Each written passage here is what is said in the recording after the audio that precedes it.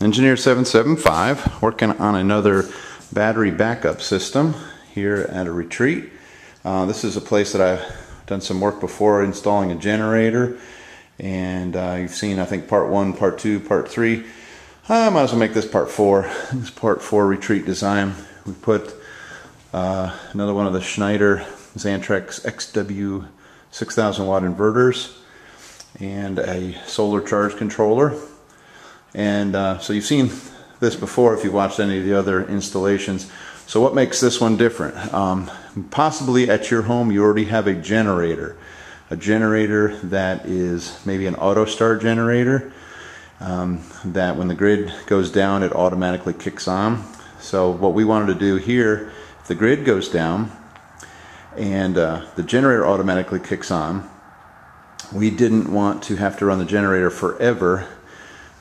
We could actually shut the generator down manually and then work, have the critical circuits we want running in this retreat running off of battery and a little bit of solar. So that's one way we simplified the system in doing a backup. I hope that makes sense. So we already had the automatic transfer switch. Like I said, when the grid goes down, the switch automatically kicks the generator on.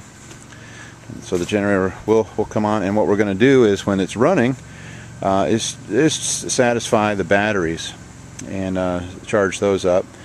Disconnect for the system. So we've been shoveling here and putting our system in. We're doing a pole mount here. I'll show you the final product. Hopefully we'll be close to finishing it tomorrow. We're just going to put 3 modules on that, and so this will be first half of the finished product. And again, here's all the solar boxes. We're also making sure that the generator, I'll show you the battery.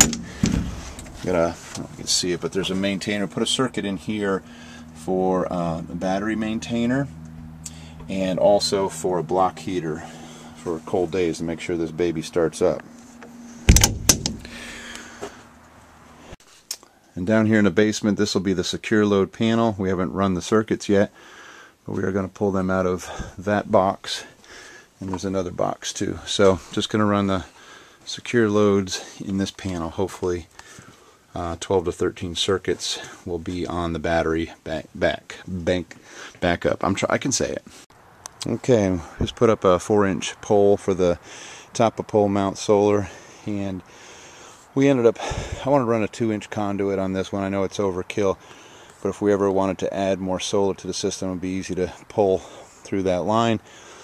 And we could do another pole mount, some more modules, maybe next year. So, alright, finished product coming up. Okay, we have the finished product from the standpoint of the solar being mounted on pole with weatherhead and disconnect out here, and that's pretty straightforward. I set the angles and the orientation of the panels are done. Everything's ready to go. Just has a little fuse disconnect there, so that's done. And the disconnect for the solar and the battery bank is here. In case there was a fire or something, the power company could shut that off, because that battery bank has about 35,000 watts of power. Don't want that feeding back on the line. And then we have all our lines feeding in here from our generator. So let me show you the inside. Okay, so we're the finished product. Everything is hooked together. The battery bank, all the home runs for charging are hooked up. It's dark. There's only 2 watts coming off of the panels, but so I know that they're low light. So you just got the low light alarm there, and then we have the meter to be able to check on battery voltage and everything else that needs to be done. And so it is. There's, wow, 8 watts, 7 watts. So it's sun's gone down and it's very cloudy here today.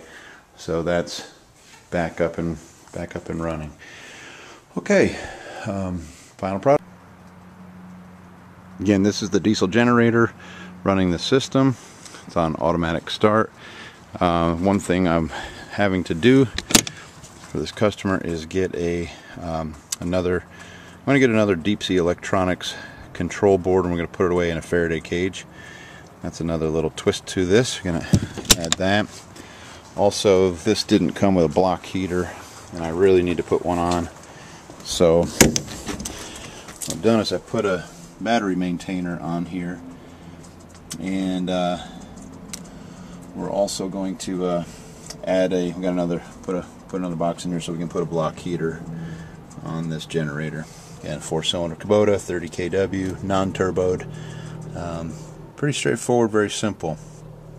So this is because of the shade in the location. There's no wind and not a lot of solar here.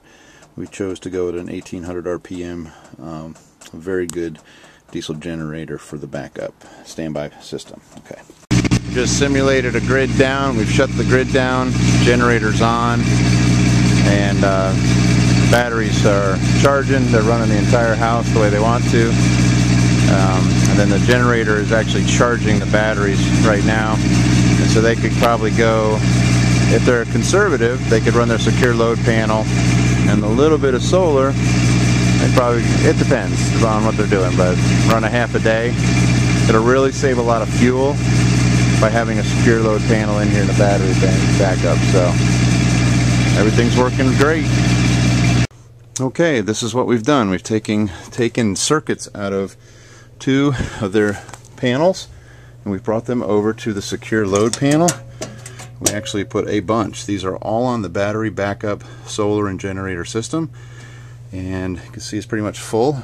And so when the power goes out, they will not hardly know it. So that's really cool. They will know it, but they can run a large percentage of this home because of some of the things that we've done to it, and you've seen those in other videos. So thanks for watching.